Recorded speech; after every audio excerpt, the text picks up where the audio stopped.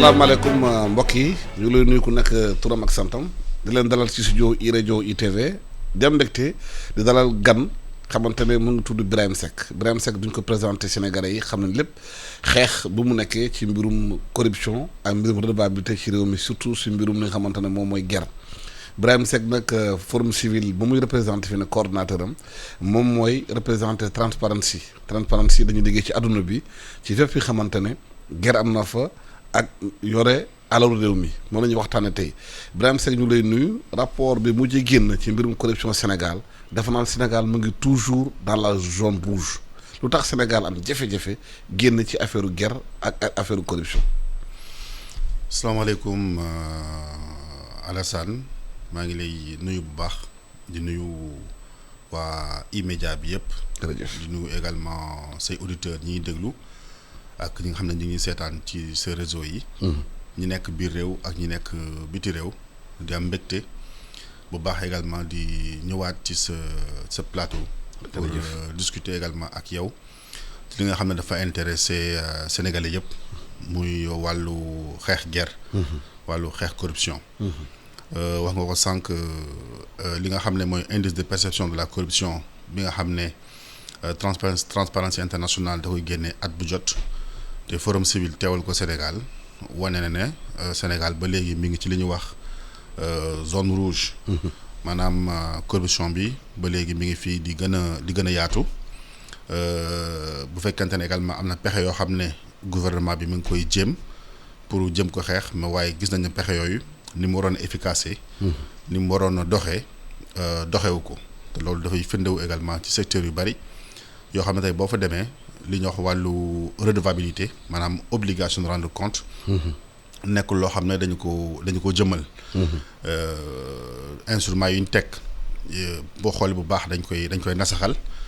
yëkkati nañ fu woon lu mel ne cour de répression de renseignement illicite muy CREI bi ñu ko fi yëkkatee am ay nit ñoo xam ne dañ leen topp waaye boo xoolee ba léegi dañoo gis ne cour boobu ñi fa nekk di liggéey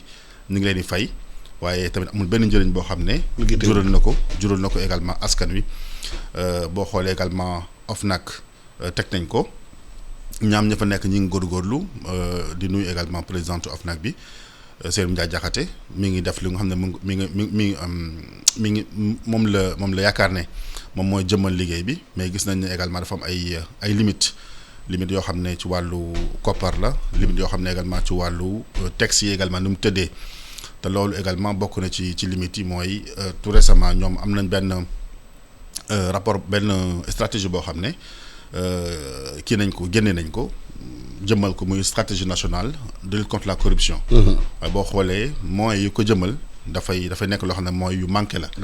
dafa néew. donc bu ne da ngay xeex corruption da ngay jëmmal également stratégie ba pare jël xaalis def si donc gouvernement bi foofu am na failles yu bëri yoo xam ne def na ko ci wàllu stratégie boobu noonu te boo xoolee xaalis yu bëri li ci dugg xaalisu bailleur la donc munoo xeex guerre sa biir. ba pare di mën a compter ci à l'extérieur pour ñu lay jàppale ci wàllu également corruption boobu noonu même chose également ci wàllu blanchiment d'argent boo xoolee tey coowal terrorisme coowal financement terrorisme donc Sénégal am na stratégie bu bees mooy stratégie nationale de lutte contre le blanchiment d'argent waaye tamit xaalis boo xam ne ko ay moyens pour amul moyens yoo xam ne. est-ce que loolu stratégie mën na jëmal stratégie bi ñu tëral defar kuréel yi defar lépp ba mu rafet pour consommation internationale.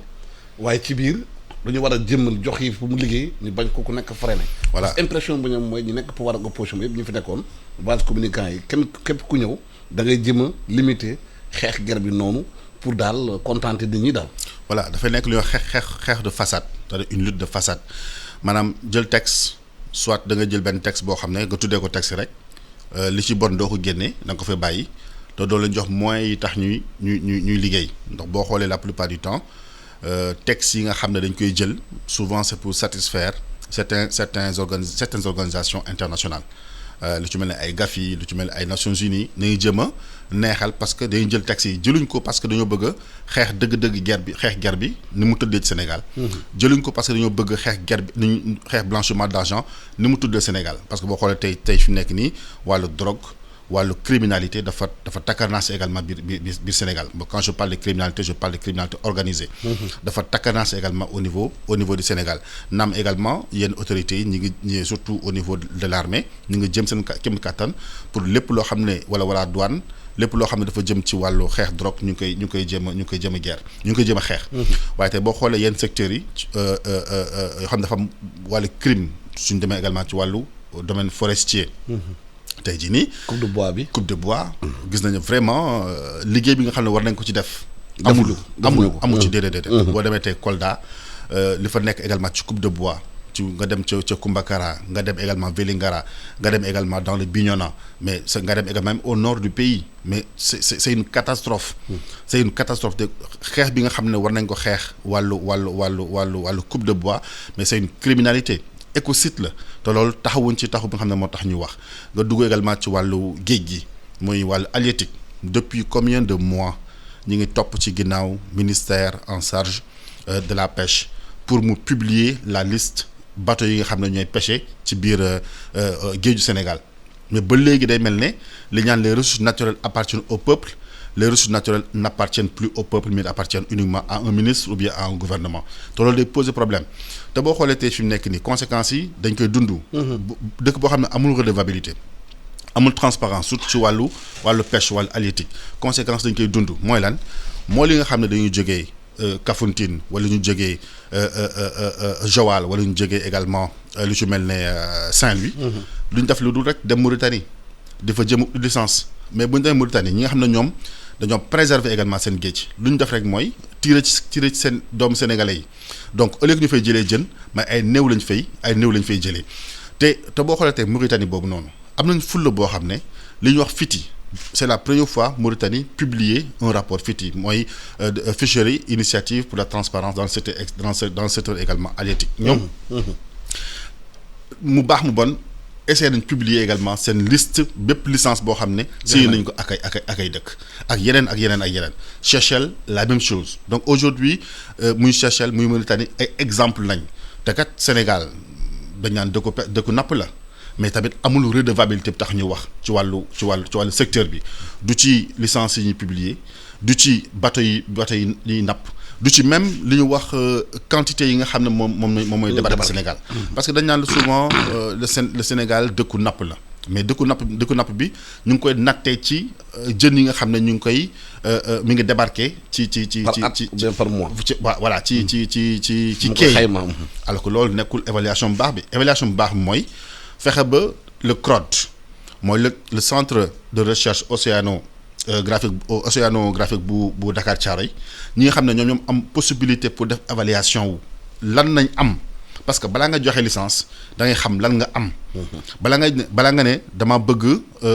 ceebu jën boo xam ne am na coof wala mu bëgg boo xam ne wala mu bokk ceebu ginaar xam naa ñoom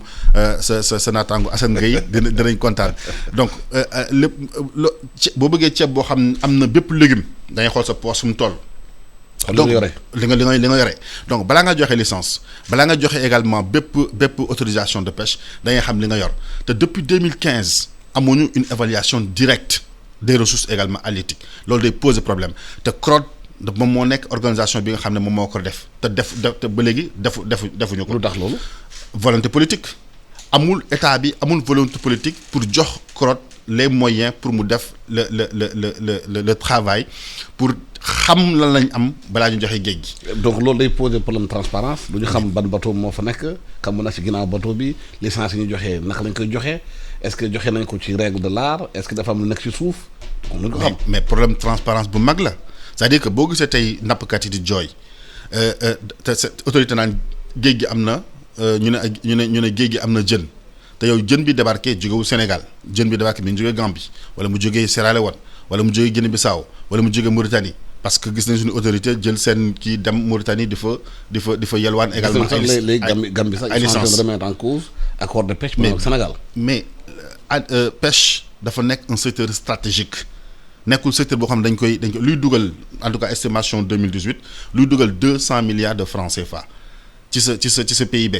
di employer plus d'1 million de personnes bi nga xam ne à côté pétrole bi employé côté boo jëlee pétrole bi tey lu mel ne BP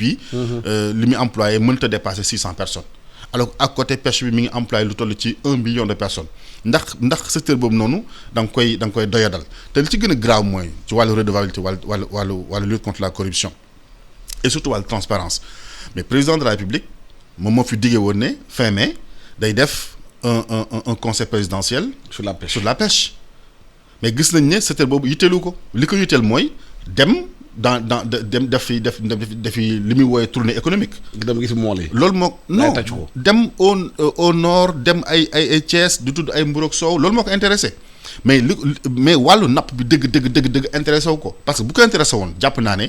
conseil présidentiel bi nga xam ne secteur boo xam ne day employé plus d'1 million de personnes secteur boo xam ne dafay dugal plus de 200 milliards de francs CFA ci PIB bi secteur boo xam ne c'est un secteur stratégique tey jii nii bu nasaxee da nga jël boo jëlee Kafountine ba Guet Ndar zone yëpp dafay nasax te population yooyu noonu bu ñu bàbbee dugg également ci continental bi ci biir dëkk yi mais musiba naaru laay la donc naka la secteur bu mel noonu amee problème nga digg ne di nga def un conseil présidentiel sur la pêche ba pare defuloo ko te c'est pas la première fois bu accident yi yàgg na fee xew depuis 2017 xaw ma 2018 boo lire archive président République waxoon na dafay conseil présidentiel sur le secteur routier ba léegi amul. Donc naka nañ dans un pays sérieux ñu gis ne accident yi li muy rey à un moment donné Covid bi rey ko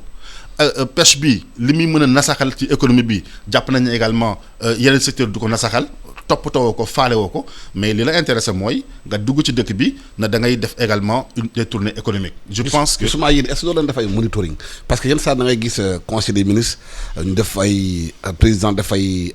recommandations ou bien ay décisions. mais dañuy le président redemande le président réaffirme. le président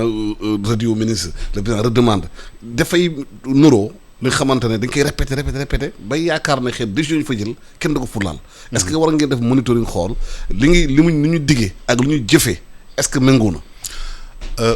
Au niveau du forum civil quand même on a été assez alerte depuis le début parce que dañoo mettre en place lu ñu wax benn CEMAC la CEMAC c'est la cellule de monitoring des activités gouvernementales.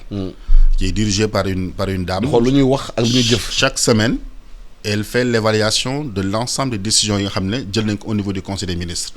te wax naa la ko sànq. nee naa la boo jëlee ci at ci ginnaaw 2017 2018 président de la République ne woon na dafay def un conseil présidentiel sur le secteur routier amul. même jeunesse. amul président de la République ne woon également en 2019 mi ngi demander le gouvernement pour mu élaborer pour mu finaliser la stratégie nationale de promotion de la citoyenneté waxuma sax finaliser mais dañ ko rédiger wul bokk. En tout cas ñun gisaguñu ko parce que on a écrit une lettre même au ministère de la jeunesse pour lui demander fan la état d'avancement bi liggéey boobu toll amuñ sax tontu. elle nous a même pas répondu alors que ñun suñu ambition moo doon lan comme nous sommes dans le secteur de la citoyenneté. comme nous sommes dans le secteur également du civisme mais contribuer comme on le fait dans les autres secteurs pétrole ak gaz ak marché public donc contribuer à l'élaboration de la stratégie nationale de promotion de la citoyenneté mais gis nañ ne bi président waxee loolu te dafa ne woon nañ ko finaliser avant mai 2019 boobu ba léegi fouraas dara amul. tey ñu ngi ñëw juin 2020. wàllu pêche bi même chose également loolu la waxoon dafay mettre organiser un conseil présidentiel sur la pêche ba léegi également amul tey ñu ngi ci 2021. est-ce que loolu repose quelque part le problème de suivi évaluation des politiques qui sont mises en place c'est-à-dire nga wax dara amul suivi amul évaluation kenn du def moniteur kenn du topp si ginnaaw xool li nga décider est-ce que am na mbaa amul day poser yenn saa problème citoyens yi ñu ngi xaar état bi def lu mu war a def ci ñoom. te les cadres d'évaluation ça ne manque pas dans le gouvernement. Il y a une commission d'évaluation qui est à la présidence de la République, qui est dirigée par le président. Exactement. Il y a des pouvoirs qui sont conférés à la Cour des comptes pour faire l'évaluation des politiques publiques. Il y a des pouvoirs qui sont conférés également à l'Assemblée nationale.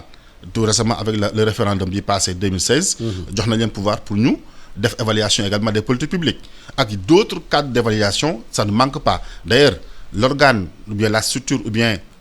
qui est bi nga xam ne moom mooy chargé pour faire même le monitoring des directives présidentielles mais c'est le secrétaire général du gouvernement. mais est-ce que ñu amul même problème bi OFNAC am maanaam ñun mettre kuréel yi en place du leen jox aussi ñoom jumtuwaay pour ñu liggéey du am ay nekk ci biir système bi bëgguñu évaluation bi am di freiner di retarder dossiers yi di retarder financement yi di retarder maanaam moyens yi xam ne war nga ko liggéeyee xam nga yooyu yéen ay fonctionnaires yu ndaw yu ne waxuma yu ndaw fonctionnaires yi nekk ci ministère yi yenn saa ñoom seen bopp ñooy goulot étranglement bi parce que bu ñu évaluer du baax ci ñoom. xam nga premier goulot d'étranglement au sein de l'administration xam nga lan la mooy nasaxal bi nasaxal les corps de contrôle interne c'est-à-dire tey de boo demoon tey au niveau de l'administration problème bi gën a rëy jàpp naa ne ñaari problème yu mag la administration aujourd'hui mu am. mooy li nga xam ne les li ñuy wax administration politique gis nga tey ministre bi ñuy ñëw day ñëw ak benn gàngoor li ñuy wax son cabinet ñooñu ils se prennent pour l'administration. alors que bokk duñ ci administration. c'est-à-dire que administration politique nañ occupé wu li nga xam ne moom la ministre bi def wàllu politique am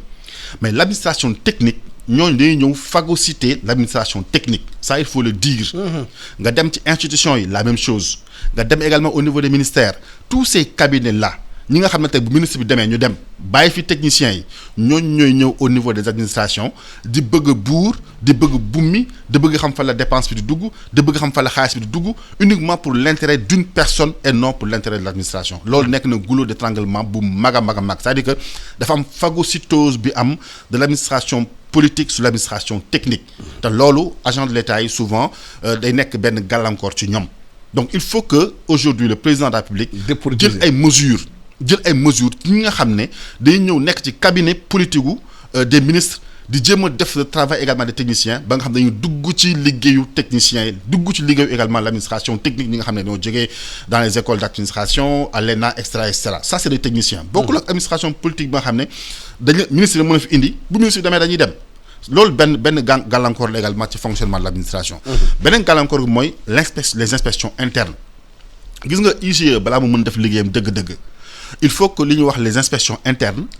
def seen liggéey au niveau tey boo demee tey ci ministère yi tey la plupart des inspections internes yi ay benn personne la ay ñaari personne la dañ jël des décisions duñ leen consulter alors que ñoom ñoo war a nekk les premiers remparts pour conseiller les ministres dans les décisions. Ils font des contrôles a posteriori mais souvent tamit seen contrôles yi on ne donne pas les moyens pour ñu def les contrôles qu'il faut ba nga xam ne tey bu IGE ñëwoon tey benn ministère bëgg a def également une investigation wala boog benn enquête ñooñu ñoo war a jël les premiers dossiers jox ko IGE pour ñooñu compléter également le travail mais tey inspection au niveau de l'administration inspection intérieure dañ leen a nasaxal et c'est fait à dessein pour que contrôle bi nga xam ne moo war sur les deniers publics contrôle boobu du am te di gën naa garaawati sax boo génnee administration bi mais au niveau des agences c'est-à-dire que am na xaalis yu bari yoo xam ne tey au niveau des agences il y a impossibilité également nga def la traçabilité moo tax boo xoolee tey bailleurs yu bëri duñ bëgg dugal seen également seen xaalis ci agence yi parce que le système de comptabilité en tant que tel n'est pas si traçable également qu'il le faut donc il faut que ñu rectifier loolu au niveau de l'administration également autre chose la politisation de certaines li ñuy wax direction li ñuy wax également les administrations financières les régies financières donc il faut que ñu dépolitiser également les régies financières bu fekkente ne tamit le directeur des impôts et domaines wala directeur tudduma kenn je parle de façon donc da ngay ñëw nga am alal ju dul jeex jënd ay kër jënd ay biens di tabax dem naan da ngay financer ay jàkka te sa salaire mayu la nga financer jàkka te bu ñu la laajoo tamit xaalis fa la jógee doo ko wax mais donc fekkente ne yow salaire bi ngay am mayu la sax nga tabax kër pendant une durée de 2 ans ou bien 3 ans ou bien même 10 ans nga jugatee naan da nga dem di tabax ay jàkka di tabax ay églises wala boog di financer également ay ndaw loolu dafay jar ñu taxaw seetlu xool suñu système de déclaration de patrimoine parce que loolu lu muy indi mooy lan dafa am benn réforme boo xam ne il faut impérativement ñu andi ko en profondeur sur la déclaration de patrimoine parce que dañoo yaakaar ne déclaration de patrimoine ñi koy def rek mooy ñi nga xam ne dañuy gérer budget alors que am na ñoo xam ne c'est des détenteurs de signature am na ñoo xam ne c'est des détenteurs de pouvoir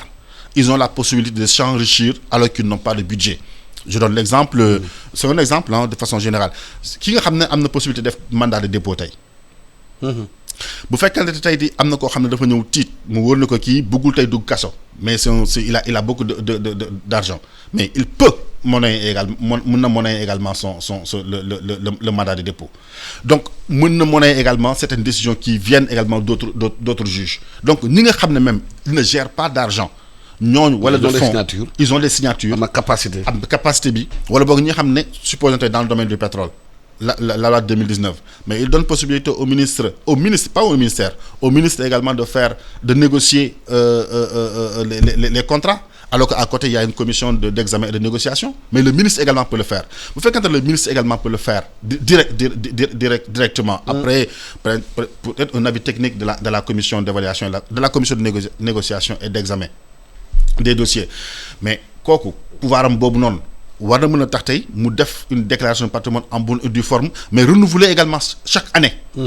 Pas uniquement à l'entrée et à la sortie mais chaque année dafa war a def également cette déclaration de patrimoine y compris également d'autres instances yoo xam ne ils ont des pouvoirs de signature donc la réforme de la loi sur la déclaration de patrimoine dafa jot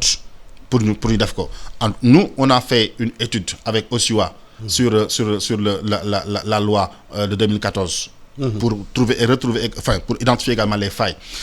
OFNAC également a fait la même chose donc jot na tey cet instrument de prévention mu nekk la loi sur la déclaration de patrimoine ñu réviser ko xoolaat ko et également li gën a am solo aujourd'hui Alassane mooy la réforme de la justice. Gis nga corruption mënoo ko xeex dëgg-dëgg wala redevabilité mënoo ko am dëgg-dëgg tant que réformer woo ce système judiciaire aujourd'hui mu neex mu naqari on a dañu suñu système judiciaire dafa lompoñ suñu système judiciaire sénégalais yi bëri amuñ ci confiance gis nga débat bi sur la loi le projet de loi sur le terrorisme li ko indi yëpp mooy manque de confiance à la justice par exemple ki nga xam ne moo war a interpréter avocat yi wax nañ citoyen yi wax nañ opposition wax na pouvoir wax na mais ki nga xam ne moo war a interpréter tey jii nii loi moom la citoyen amul confiance ci moom parce que Alassane tey bu toogee tey ci antenne bi même bu wax football la wax de di wax football oui Sénégal nangam Sadio Mané lii wala boog Koulibaly wala Kouyaté lii wax sénégalais yu bëri ne Alassane lu mu wax kat ànd nañ ci dem par exemple kër benn supporter taal ko supposons juge bi nga xam ne moom moo interprété day dem jël Alassane jàpp na ko tu es terroriste donc problème mu c'est-à-dire kii interprété moom la sénégalais yi amul confiance ci moom loolu nag li ko waral nag c'est-à-dire dafa am benn gàllankoor bu mag boo xam ne gouvernement bii daf ko dugal en 2017 système judiciaire bi. boobal la mooy xaajale ay magistrats jël yenn magistrats yi ñu matuñ 13 wala 14 personnes jox leen possibilité ñu dem retraite à 68 ans jël yeneen magistrats yi bàyyi la ñu dem retraite à 65 ans. te boo xoolee la loi 2017 bi nga xam ne moo tënk magistrat yi article 65 bi dafa ne magistrat yëpp principe bi mën nañ dem retraite à l'âge de 65 ans waaye yenn magistrat yi ñi nga xam ne c'est pas n'importe quel type de magistrat boo jëlee le premier président de la Cour suprême nga jël le procureur général près de la Cour suprême nga jël les présidents de chambre au niveau de la Cour suprême nga jël les présidents des cours d'appel nga jël les procureurs également au niveau des cours d'appel ak ñeneen magistrat ñii c'est pas n'importe quel magistrat parce que ñii ñoo tënk le conseil supérieur de la magistrature expérience beeg yooyu ñii ñoo tënk c'est-à-dire que ñii nga ne leen ñii ak ni ñu mel également système électoral bi ak ni ñu mel également système décisionnel bi parce que le premier président de la cour suprême moom moo yor la ñuy wax inspection des cours et tribunaux le procureur général près de la Cour suprême moom moo yor inspection des parquets donc ñi ñëw tënk le contrôle du système judiciaire ñoom seen kaw am ku leen tënk mooy le ministre de la justice am ku tënk muy le président de la République donc gis nga pyramide bi président République moom moo jox ndigal ministre de la justice moom moo chapeauté également ñaar ñi nga xam ne ñoo téye le système judiciaire maanaam à travers les inspections te ñii ils bénéficient d'âge de la retraite à 68 ans mais danger bi mooy lan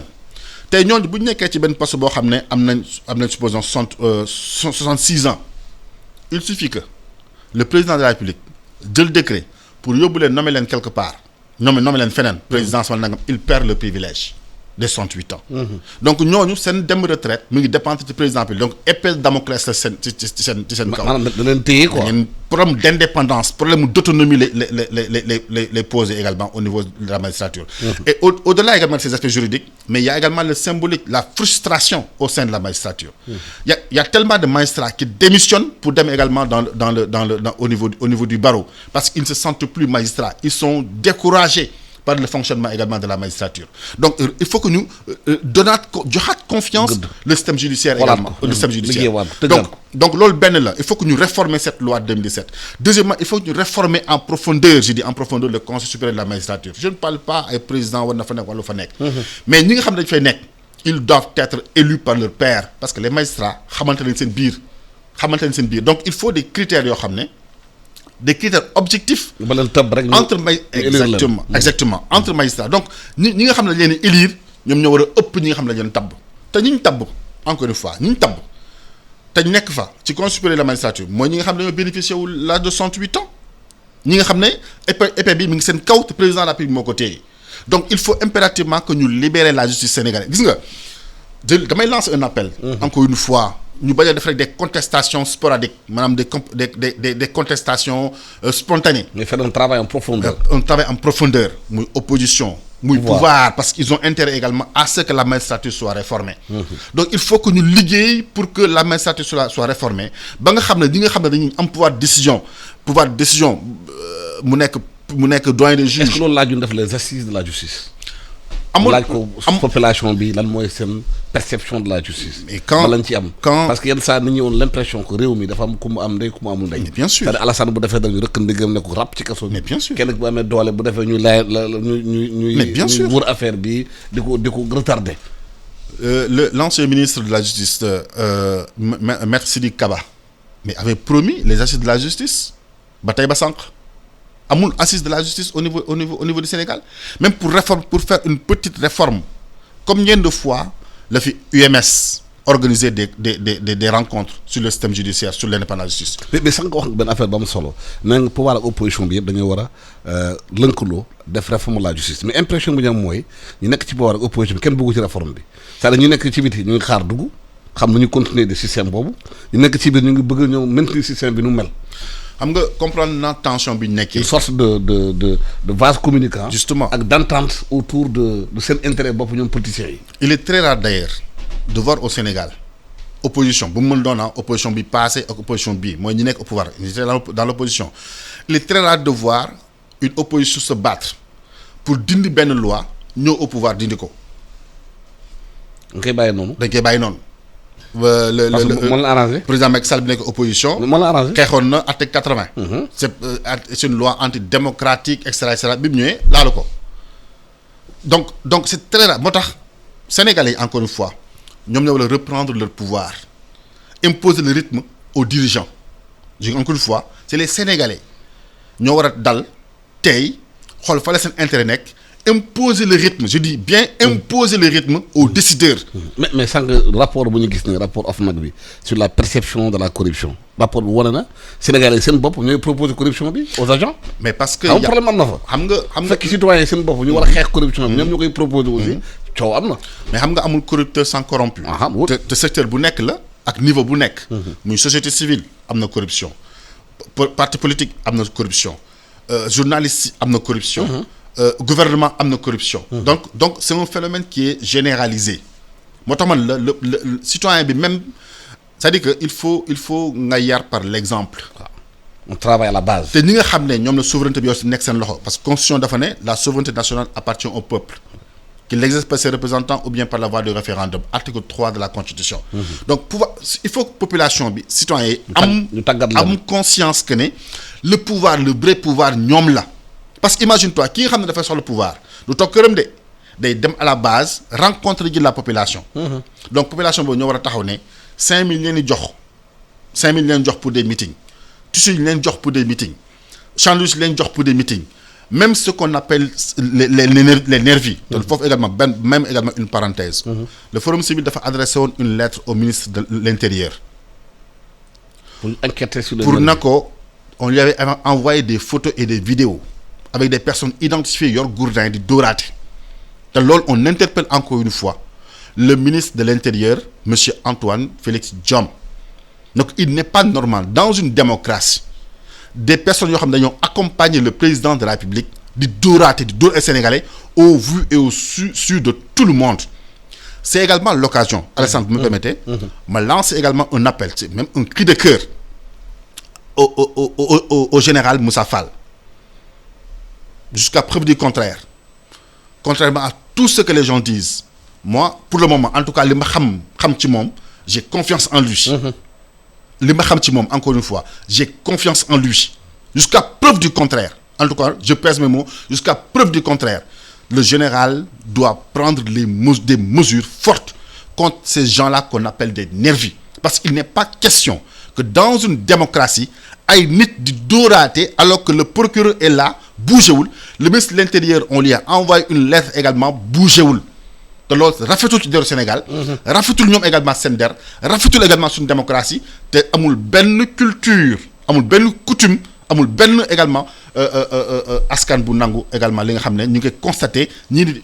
di woote également ay nervis parce que dañ ko jàppee phénomène nii et je l'avais dit bi nga xamee ne Guy Marius Sagna demoon na au niveau de Nianing ñu xëpp ko suuf man leen attention li ngeen jàppee ne li fait divers la c'est pas un fait divers parce qu'on a attenté à la dignité mais également à l'intégrité physique d'autrui donc kenn amul droit def justice sa bopp donc il faut que le ministre de l'Intérieur jël disposition ci loolu il faut également le général Moussa Fall également jël des dispositions et je pense également il va le faire donc pour revenir également pour dire tout simplement que Alassane la question de la redevabilité on aura l'occasion également de revenir absolument et d'en parler de façon beaucoup plus ample parce que le Sénégal dañoo soxla ñu teg ko ci raay ñu teg ko ci également ci rampe et que les autorités également joxe exemple que population bi également seen bopp xam na le pouvoir ñoom ñoo ko yor et c'est à eux de dicter leur loi de dicter également la direction que ce soit l'opposition que ce soit le pouvoir également que ce soit les organisations de la société civile. waaw moo tax ñu war a teel ci réew mi li ñuy wax plan Sénégal éducation il faut ñu def PSE bi xamante ne moom mooy plan Sénégal éducation pour population bi xam lan mooy seen wareef lan mooy seen droit ñu mun ko défendre maa da gërëm de la sant Birahim Seck coordonnateur forum civil dañuy waxtaan ak yow si mbirum guerre mi ci réew mi ak redevabilité bi surtout autorité yore xamante ne ñoo yore ndombol tànk te réew mi moom lu ñu yore suñu impôt leen di fay ñu def seen liggéey nu mu waree jërë ngeen jëf